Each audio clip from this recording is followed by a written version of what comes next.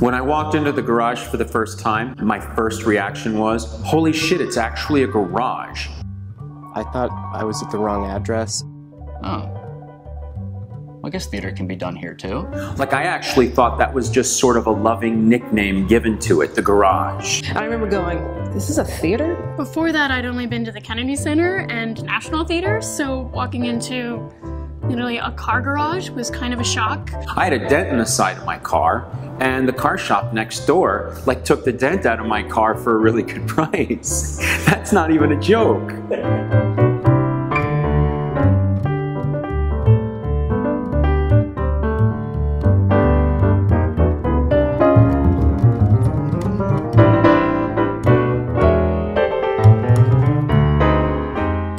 And I was working for WETA at the time. I was the art director, and I would drive down 4 Mile Run every day to go to work, and I saw this old garage building that was there, and it had no windows and just metal grates, and it said for rent. I thought, oh, that looks like a cool old building. I remember we walked through the door, and there was water all over the floor. We looked up, and you could see the sky. There's these huge holes in this roof. It was like, this is a disaster.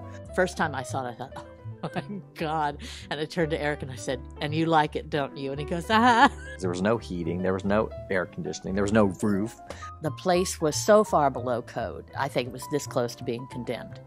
I called Dick Gummersall, he was a great supporter of the theater, and he was an architect. He said, I'll call you and let me see if I can figure out if it will even work. So it's funny, like 2 days later he called me up and he's like, oh Eric, I've got something worked out, come over here.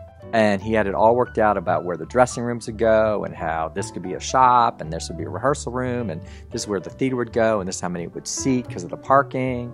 And so then we were like, oh my God, we have to raise $300,000 to renovate this place. And then within 6 months, we raised half of that money. And then one of our board members loaned us the other half of the money. And then it became the garage, which was really kind of amazing. Eric used to hang quotes from the reviews on all the columns that held up the building. And then there was the long hallway that you walked through before you got to the theater, so that the audience came in and they experienced something right away. It wasn't just a nice lobby, it was, this is what you're stepping into, almost like an attraction or something. I believe it was Sweeney Todd, and you had to enter into the theater through the oven, and then you came out of the oven and were seated in the audience, and I thought it was the neatest thing. The first memory of seeing a show at Signature is Cabaret, the garage. I was 11. It was the first kind of environmental production I'd ever seen 20 years before it was happening in New York. And I realized what was possible in a theater. It was just very, very powerful, and it has totally changed the way that I think about theater ever since. Seeing the Highest Yellow and Floyd Collins and different things there was just like, wow, this is so inspiring to me as a young artist. I was young once. My first memory of stepping into the garage was coming to see Passion. And when it started and that raunchy sex scene started, I was a little uncomfortable because I was pretty young. But then the show moved forward and I was like, this is amazing to be this close and seeing theater in this way. Because you're so close. I mean, you're inches away from the audience in that space. That's what that space did. It defined Signature as the place where you will be 2 inches away from the actor, and they will be going full out.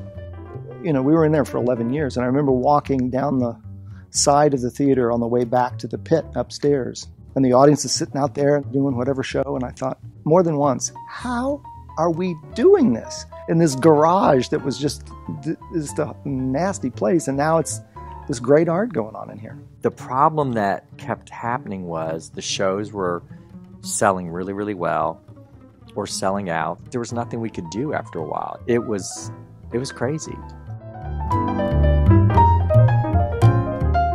One of the things that I'll always remember about the garage too is when we said goodbye to the garage. We did this cabaret where a bunch of singers all came back and just sang one last time, and it was really bittersweet. It was hard to say goodbye.